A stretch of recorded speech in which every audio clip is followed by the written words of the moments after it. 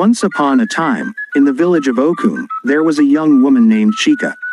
Chika was the most beautiful girl in the village. Her skin was as smooth as the river's surface at dawn, and her eyes sparkled like the stars in the night sky. Many men from all over came to ask for her hand in marriage, but Chika was not interested. She didn't want to marry just anyone, she wanted true love. Chika's father, Chief Namdi, was a wealthy and respected man in the village. He was proud of his daughter, but he became worried as the years passed.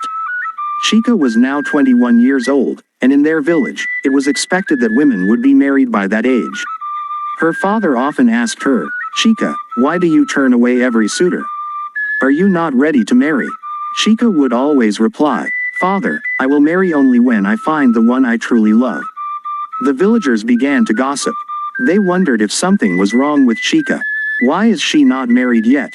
They whispered. Some people even said she was too proud, and others thought she was waiting for a rich man to come. One day, a festival was held in the village. It was a celebration of the yam harvest, and everyone came out in their finest clothes. Chika wore a beautiful wrapper made of fine fabric, and her hair was braided with small beads that made her look even more stunning.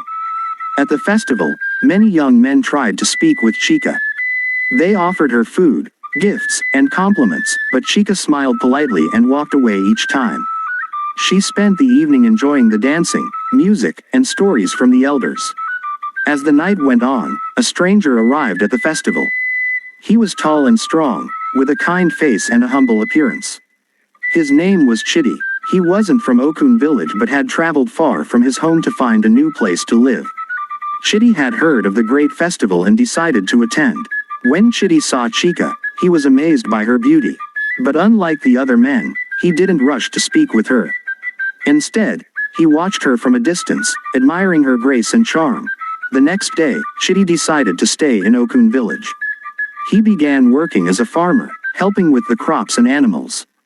He was hardworking, humble, and kind to everyone. Slowly, the villagers began to notice him, and they admired his character. One day, Chika's father, Chief Namdi, needed help with his farm. He asked the villagers if anyone was available, and Chidi immediately offered to help.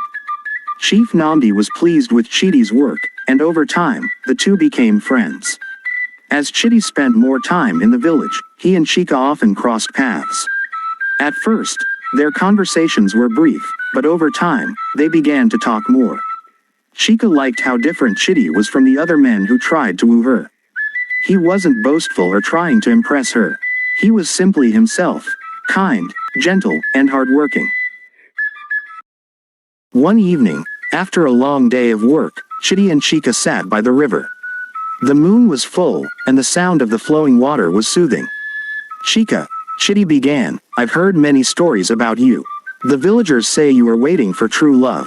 Is that true?" Chika smiled and nodded. "Yes, I believe in love, and I want to marry someone I truly care for. But I also want that person to love me for who I am, not just because I am beautiful." Chidi looked into Chika's eyes and said, "I have come to love you, Chika. But not just because you are beautiful. I love your kindness, your wisdom, and your heart."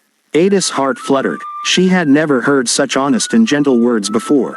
Over time, their friendship deepened, and Chika realized that Chidi was the one she had been waiting for. He was everything she had hoped for in a husband, humble, kind, and filled with love. One day, Chidi went to Chief Namdi and asked for Chika's hand in marriage. Chief Namdi was surprised at first, as Chidi was not from their village, but he had grown to trust and admire Chidi's character. After some thought, he agreed. The news spread quickly through the village. The beautiful Chika was finally getting married, and to a humble farmer no less. Some were surprised, but most were happy for her. The wedding preparations began immediately, and the entire village was invited. The day of the wedding was the brightest and most joyful day the village had seen. The sun shone brightly in the sky, and the air was filled with the sound of drums, flutes, and laughter. Chika looked stunning in her wedding attire, and Chidi was as handsome as ever. As they stood before the elders, Chief Namdi blessed the couple. "May your marriage be filled with love, joy, and peace. May you live long and be prosperous," he said. Ada and Chidi looked into each other's eyes, filled with happiness. They had both waited for this moment, And now, they were finally married at last. The village rejoiced, and the celebration lasted for days. Chika and Chidi built a life together filled with love and happiness. They taught the villagers that true love is not about wealth, status, or appearance, but about kindness, honesty, and the heart. After the grand wedding celebration, Chika and Chidi settled into their new life together. They built a small but beautiful house at the edge of the village, where the green fields stretched as far as the eye could see. The house was surrounded by tall trees and colorful flowers, which Chika loved to tend to every morning. Chidi continued to work on the farms, while Chika supported him by planting and harvesting crops, cooking, and caring for their home. They worked side by side, and each day their bond grew stronger. Weeks passed, and one day, Chief Namdi invited Chika and Chidi to his home for dinner. As they sat around the fire, the chief looked at his daughter and son-in-law with pride. "Chidi, you have proven to be a man of great worth," Chief Namdi said. "I was unsure at first, but now I see that my daughter has made a wise choice." Chidi smiled and bowed his head respectfully. "Thank you, Chief Namdi. I am blessed to have Chika as my wife. I will continue to work hard and make sure our home is filled with happiness." As they finished their meal, Chief Namdi shared some news. "There is a large piece of land near the river that has been untouched for years," he said. "I have spoken with the elders, and we have agreed to give this land to you, Chidi. You can use it to grow more crops and expand your farm." Chidi was overwhelmed with gratitude. "I don't know how to thank you enough," he said. "Your hard work and character speak for themselves," Chief Namdi replied. "Make good use of the land, and may your household grow in prosperity." Excited by this new opportunity, Chidi and Chika started to plan how they would cultivate the land. The following day, they visited the plot, which was even more beautiful than they imagined. The river flowed peacefully beside the fertile soil, and tall palm trees provided shade. "This land will bring us much joy," Chika said as she knelt down and ran her fingers through the rich soil. Chidi agreed. "We can plant more yams, cassava, and maize. And with the river nearby, our crops will thrive." And so, they began their work. Every morning, Chidi would wake before the sun rose to tend to the land. Chika would join him later, carrying food and water to sustain them through the long days. Together, they planted rows and rows of crops, and soon their farm became the most fruitful in the village. Word spread of their success, and villagers often came to ask Chidi for advice on farming. He was always willing to help, teaching them how to care for the soil, how to water the crops, and how to harvest at the right time. Chika, too, became known for her generosity. She would often share the food they harvested with those in need, and she helped teach the women in the village how to grow vegetables in their own gardens. As the seasons passed, Chika and Chidi's farm flourished, and so did their happiness. But there was one thing missing. As much as they loved their life together, Chika longed for a child.